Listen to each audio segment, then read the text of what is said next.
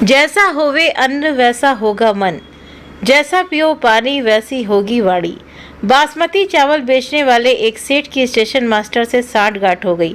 सेठ को आधी कीमत पर बासमती चावल मिलने लगा। सेठ ने सोचा कि इतना पाप हो रहा है तो कुछ धर्म कर्म भी करना चाहिए। एक दिन उसने बासमती चावल की खीर बनवाई और किसी साधु बाबा को आमंत्रित कर भोजन प्रसाद लेने के लिए प्रार्थना की। साधु बाबा ने बासमती चावल की खीर खाई। दोपहर का समय था। सेठ ने कहा, महाराज अभी आराम कीजिए, थोड़ी धूप कम हो जाए फिर पधारिएगा। तो साधु बाबा ने बात स्वीकार कर ली। सेठ ने 100 रुपए वाली 10 लाख जितनी रकम की गड्डियां उसी कमरे में चादर से ढक कर रख दी। साधु बाबा आराम करने लगे। खीर थोड़ी हजम हुई। साधु बाबा के मन में हुआ कि इतनी सारी गड्डियां पड़ी हैं, एक दो उठाकर झोले में रख लूं तो किसी को पता क्या चलेगा।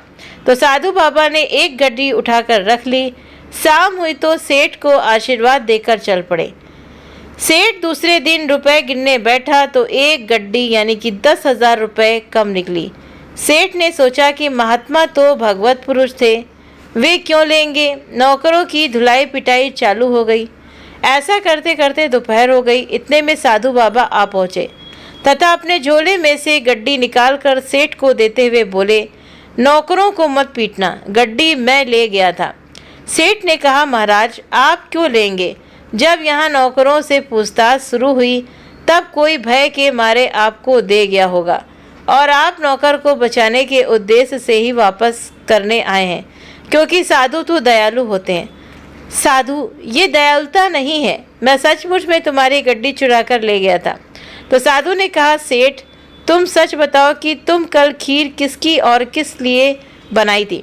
तो सेठ ने सारी बात बता दी कि स्टेशन मास्टर से चोरी के चावल खरीदता हूँ, उसी चावल की खीर थी। साधु बाबा, चोरी के चावल की खीर थी, इसीलिए उसने मेरे मन भी चोरी का भाव उत्पन्न कर दिया।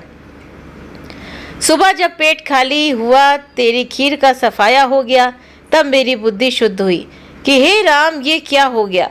मेरे कारण बेचारे नौकरों पर न जाने क्या बीत रही होगी, इसलिए तेरे पैसे लौटाने आ गया। इसीलिए कहते हैं कि जैसा खाओ अन्न वैसा होवे मन, जैसा पियो पानी वैसी होवे वाणी, जैसी शुद्धि वैसी बुद्धि और जैसे विचार वैसा ही संसार।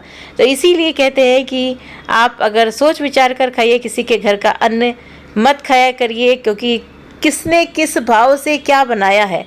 अपने घर में तो इंसान शुद्धता से बनाता है और खींच कर नहीं बनाता है।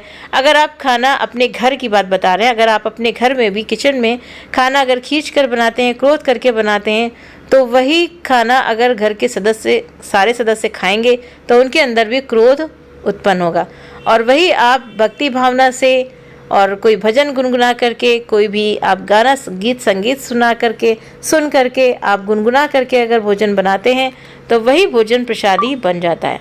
तो कहने का मतलब है कि जैसा हमारा अन्न वैसा ही हमारा मन हो जाता है। तो इस कहानी से हमें ये सीख मिलती है। तो वीडियो पसंद आया तो वीडियो को लाइक शेयर सब्सक्राइब करना ना भूलें। आप अपने कमेंट करके भी ज़रूर से ज़रूर बताएं। आप सभी के सहयोग के लिए बहुत बहुत धन्यवाद।